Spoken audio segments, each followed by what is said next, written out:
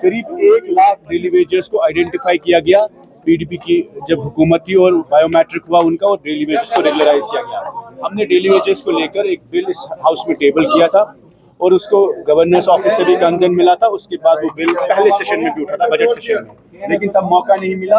अब daily wagers protest मुसलसल कर रहे हैं और हुकूमत ने हमें उस वक्त एश्योरेंस दिया कि 6 महीने में कमेटी बैठेगी और हम तमाम डेली वेजर्स के मसलों को हल करेंगे।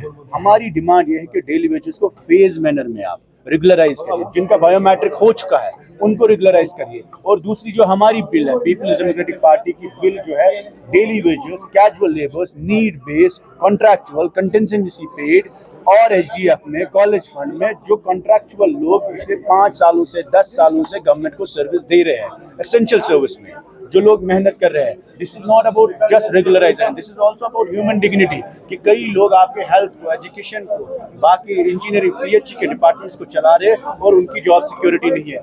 वही बिल हमने मुसलसल रिक्वेस्ट की हुकूमत से कि आप उस बिल को लाइए, उसको डिबेट करिए, डिस्कस करिए। हम भी देखना चाहते हैं कि कौन से मेंबर उसके हक में है, कौन से उसके अपोजिट में है। कल इन्होंने एक डेली वेजेस बिल खुद उठाई और उसके बाद विड्रॉ की। जो हमारी बिल है वो लिस्ट ही नहीं हो रही है और उसको उठाया ही नहीं जा रहा है। Unfortunately we are appealing to speaker साहब कि specially discuss the daily wages issue and bring it on the table, bring it in the floor of the house and let's see what is the public response of the MLAs. क्योंकि हम सभी लोगों ने वादे किए थे कि इस मसले पे हम डेली वेजेस की रेगुलराइजेशन चाहते हैं। और हमारी हुकूमत से भी अपील है, जो आपने कमेटी बनाई है, 6 महीने हो गए हैं, आप डेली वेजेस को रेगुलराइज करने के लिए प्रोसेस इनिशिएट करिए।